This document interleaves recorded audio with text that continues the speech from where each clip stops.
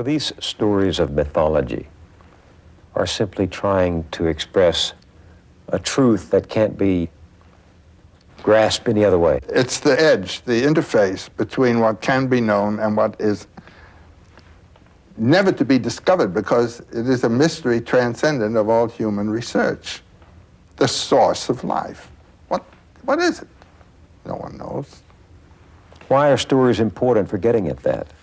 Well, I think it's important to live life with a knowledge of its mystery and of your own mystery. And it gives life a new zest, a new balance, a new harmony to do this.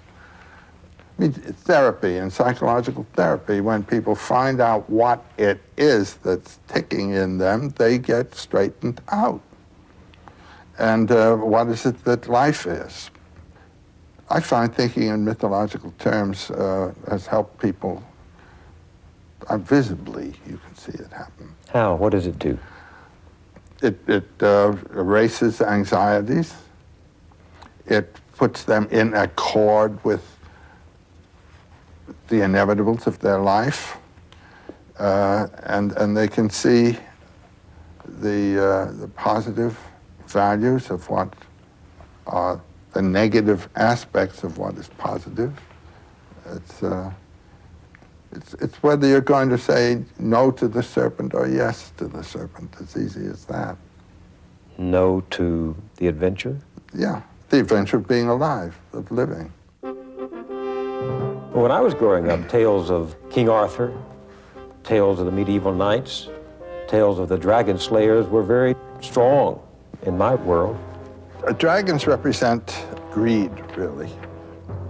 The European dragon guards things in his cave, and what he guards are heaps of gold and virgins.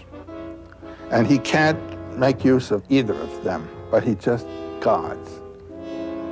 There's no vitality of experience, either of the value of the gold or of the female whom he's guarding there. Psychologically, the dragon is one's own binding of oneself to one's ego, and you're captured in your own dragon cage. And the problem of the psychiatrist is to break that dragon, open him up, so that you can have a larger field of relationships.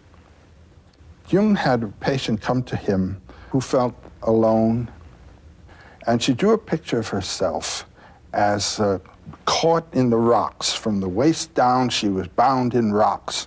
And this was on a windy shore, and the wind blowing and her hair blowing, and all the gold, which is the sign of the vitality of life, was locked in the rocks. And the next picture that he had her draw had followed something he had said to her. Suddenly, a lightning flash hit the rocks, and the gold came pouring out. And then she found reflected on rocks round about the gold. And there was no more gold in the rocks. It was all available on the top. And in the conferences that followed, those patches of gold were identified. They were her friends. She wasn't alone. But she had locked herself in her own little room and life, but she had friends. Do you see what I'm meaning? This is killing the dragon. And you have fears and things. This is the dragon. That's exactly what that's all about. At least the European dragon. Chinese dragon is different. What is it? It represents the vitality of the swamps, and the dragon comes out beating his belly and saying, ha, ha, ha, ha, ha. You know, that's another kind of dragon.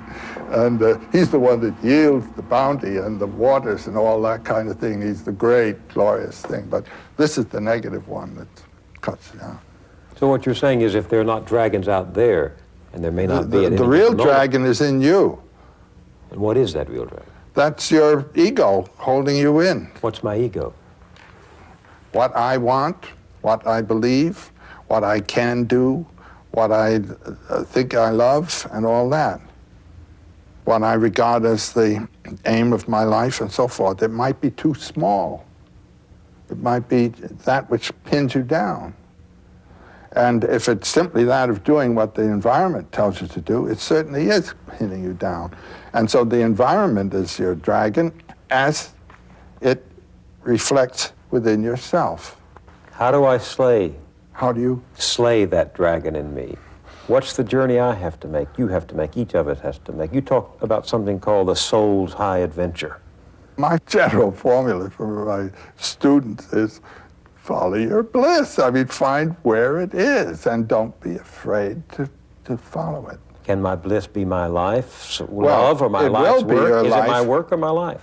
Well, if the work that you're doing is the work that you chose to do because you are enjoying it, that's it.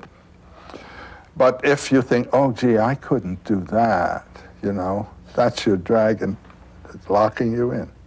Oh, no, I couldn't be a writer. Oh, no, I couldn't do what so-and-so is doing.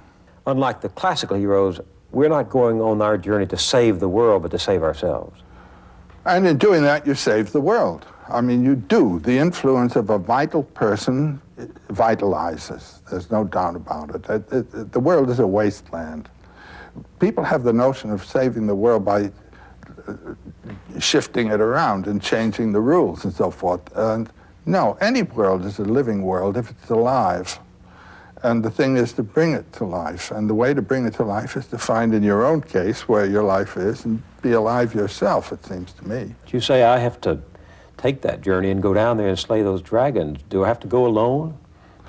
If you have someone who can help you, that's fine too.